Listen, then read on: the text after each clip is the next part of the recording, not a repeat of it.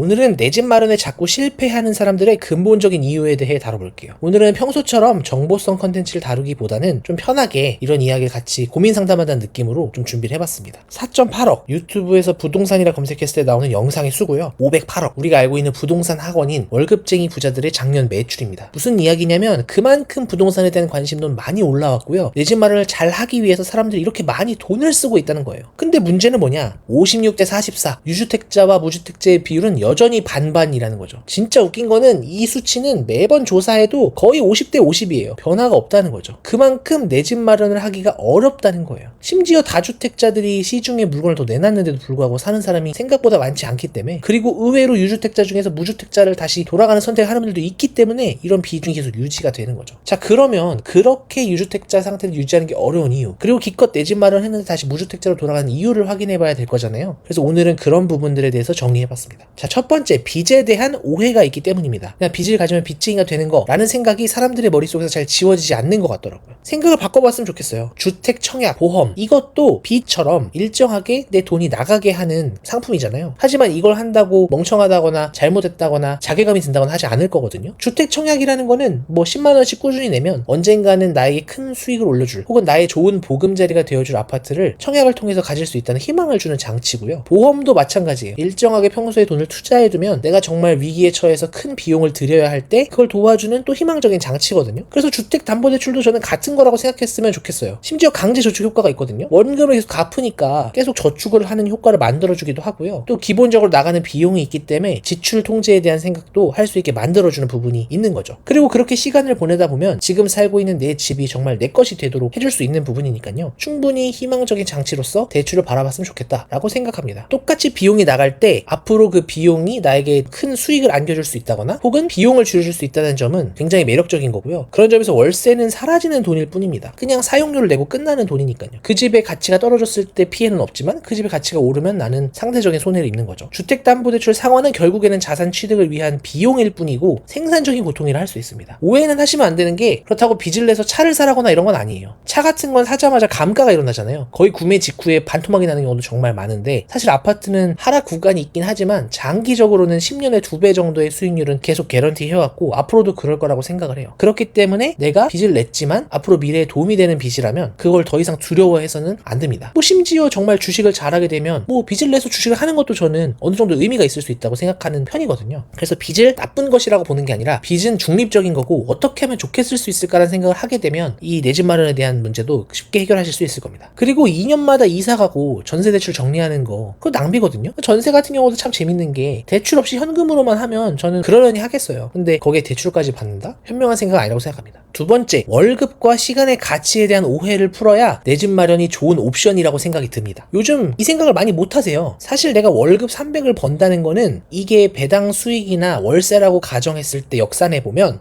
우량자산 7에서 9억의 가치를 가진다고 볼 수 있어요. 그렇게 생각하면 내가 일하는 시간은 7에서 9억의 가치를 가지는 거죠. 그러면 이 다음 해야 하는 합리적인 생각은 이걸 10억, 11억, 20억까지 늘려볼 수 없을까? 라고 고민하는 거라고 생각을 하거든요. 근데 요즘에 이상한 유행 같은 게 있어요. 회사를 다니는 건 어리석은 짓이다. 결국에 시간의 자유를 얻기 위해서 가능한 한 빠른 노력을 해야 된다. 그렇게 생각하기 시작하면 투자에 대한 관점도 바뀌거든요. 부동산이라는 것의 단기 수익률은 상당히 낮아요. 그렇기 때문에 한 번에 많은 수익을 올릴 수 있는 주식 투자법이나 코인, 대중적이지 않은 위험한 코인들을 떠올릴 수밖에 없고요. 그리고 실제로 그렇게 성공하는 사람들이 있거든요. 그래서 많은 돈을 벌고 직장을 그만두니까 그것을 지향하게 됩니다. 근데 이걸 어설프게 하거나 재능이 없으면 사실 시간 낭비로 끝나고 말거든요. 이게 실패해서 시간 낭비기도 하지만 아까 말씀드린 7에서 9억짜리 나의 시간을 더 늘리는 데 실패하게 되는 거죠. 그리고 보면은 근로자 중에서 높은 가치를 창출하는 사람들의 사례를 보면 또 답을 얻을 수가 있거든요. 고위 공무원들 같은 경우에는 출장도 많고 업무 시간이 길고 하다 보니까 주식이나 코인에 많이 신경을 못 쓰고 그 당시만 해도 부동산에 많이 투자를 했던 것 같아요. 그리고 또 신경을 안 쓰기 위해서 가장 좋은 입지, 좀 오래 걸려도 큰 수익이 나는, 그래서 결국 재개발이나 재건축에 관심을 가질 수밖에 없었을 거고요. 그래서 지금 요새 문제가 되는 현 정권의 뭐 정치인들이나 행정가들이 주식 투자를 하라고 하면서 자기는 부동산으로 수익 올린 게 말도 안 돼 라는 그 결과값이 나온 이유가 전 이런 거라고 생각하거든요. 결국 부동산에 투자한다는 거는 그만큼 본업에 시간을 투자하고 거기서 더 높은 가치를 뽑아내려는 생활 패턴을 만들어내는 투자고요. 그래서 이렇게 하는 게 저는 나쁘지 않다고 생각을 해요. 뭐 젊은 나이에 회사 그만두고 하는 것도 좋겠죠. 하지만 결국에 자존감을 올리기 위해서는 뭔가 내가 잘한다라는 일을 찾는 건 다시 필요하거든요. 그래서 실제로 경제적 자유를 이뤘어도 뭐 유튜브를 하시거나 이런 분들이 뭐 경제적 자유를 이루지 않아서 뭐 돈이 모자라서 한다 이런 게 아니고 사실은 내 자존감을 높일 수 있는 정기적으로 하는 일이 필요한 거거든요. 그래서 그런 차원에서 생각해보면 결국 회사가 너무 안 맞거나 지금 일을 하기가 너무 어려운 게 아니고 어느 정도 재미나 흥미를 느끼고 있다면 대부분의 돈을 부동산에 레버리지를 통해 투자해두고 회사에서 일을 하면서 가치를 높이는 게 저는 의미가 있다고 생각해요. 그리고 나중에 추가적으로 다른 투자를 하면서 경제적 자유를 이뤘을 때도 그 본업에서의 성과나 경험이 있어야 또 그 이후의 삶이 즐거울 수 있다고 생각하거든요. 그렇게 접근해보시면 좋겠습니다. 세 번째 문제는 완벽한 타이밍이 있다고 오해해요. 그래서 내 집 마련을 매년 못하는 겁니다. 하락기에는 맨날 거봐 더 떨어졌을 거야 떨어질 거야 이런 얘기를 하면서 만족을 하고요. 상승기에는 이미 너무 올랐어 라고 하면서 타이밍을 계속 잽니다. 애시당초에 완벽한 타이밍은 없다고 생각하고 그걸 이해할 정도면 내 집 마련이 본인의 고민이 될 수 없거든요. 결국에는 나는 이 영역에 있어서만큼은 뭐 평범하거나 그보다 조금 아쉬운 그런 상태의 사람인 거기 때문에 그걸 빠르게 인정하고 그냥 내가 필요하고 매수할 수 있을 때 적당한 시점에 사는 거 그걸 선택을 하셔야 됩니다. 이건 사실 인생의 태도에서도 마찬가지예요. 완벽한 타이밍에 이직을 하겠어. 뭐 원하는 것도 다 얻고 상여도 다 받고 이직해야지 라고 마음을 모두 먹죠. 하지만 하다 보면 집 마련보다도 간단한 이직에서도 내 맘대로 되기가 어렵거든요. 결국에는 무언가를 포기하고 과감하게 선택할 줄 아는 것은 내 집 마련이 필요할 뿐만 아니라 내 인생에서도 필요한 선택 방식이라고 생각을 합니다. 그리고 전문가도 못 맞춰요. 맨날 그 전문가도 엄청 많이 나오잖아요, 유튜브에. 그 전문가들 중에서 상승론자건 하락론자건 뭘 맞추는 사람은 거의 없습니다. 누구도 예측하기 어렵기 때문에 그럴 생각할 시간에 선택하는 연습이 필요합니다. 그리고 이건 정말 아까도 말씀드렸던 것처럼 내 집 마련에 국한되는 게 아니라 앞으로 인생에서는 선택의 순간들이 있을 거고요. 그때마다 완벽한 타이밍을 재다 보면 아무것도 못하게 될 겁니다. 그리고 이미 검증이 됐잖아요. 최근 10년간에도 분양가 기준으로도 10년에 2배가 됐고요. 분양가는 결국에는 이 집의 원가에 가까운 비용이잖아요. 이걸 따라서 대부분의 아파트의 매매가는 10년에 2배가 될 수밖에 없습니다. 그렇기 때문에 내가 지금 잠깐 비싼 가격에 고점에 물렸다는 생각이 들더라도 결국 10년이 지나면 그 걱정은 아무것도 아니게 될 거니까 너무 걱정하지 않으셨으면 좋겠어요. 네 번째, 아무거나 사도 된다는 오해. 이것 때문에 사실 유주택자와 무주택자 비율이 거의 50대 50은 항상 유지되는 거거든요. 사실 정답은 있죠. 서울에 있는 가장 좋은 아파트를 사면 됩니다. 근데 그거 할 수 있는 사람 얼마나 되겠어요? 그래서 우리는 어느 정도 가장 좋은 매물과 가격 상관계수가 맞아 떨어지는 같은 계열에 있는 그런 대체제를 사야 되는데요. 그 대체제를 사는 게 아니라 폭탄 매물을 사는 경우가 있어요. 그건 왜 그런 거냐면 현실적인 조건을 바꾸지 않으려고 해서예요. 아직 시드머니가 부족해. 그래서 맥스로 6억 대출을 받아도 대체제를 살 수 없어. 그러면 아직은 내 집 마련할 게 아니라 시드머니를 더 모아야 되는데요. 근데 이제 분위기에 휩쓸리는 겁니다. 집을 사야 될 것 같으니까 그냥 주어진 환경에 산다든지 아니면 시드는 나쁘지 않아. 근데 대출을 좀 더 받아야 대체제를 살 수 있는데 대출을 두려워가지고 대출을 덜 받기 위해서 폭탄 매물을 고르는 경우도 있고요. 아니면은 그렇진 않은데 결국엔 상환액을 맞추려면 월급을 더 높일 수 있는 이직을 한다든지 아니 부업을 한다든지 해야 되는데 그게 귀찮아서 어려워서 안 하다가 또 그냥 주어진 조건에서 그저 그런 매물을 골라서 그 폭탄으로 돌아오는 경우가 많습니다. 인생에서 쉬운 길만 가는 선택을 하면은 뭐 이제 한 30년 가까이 사시거나 그 이상 사셨기 때문에 아시겠지만 분명히 대가가 오거든요. 그래서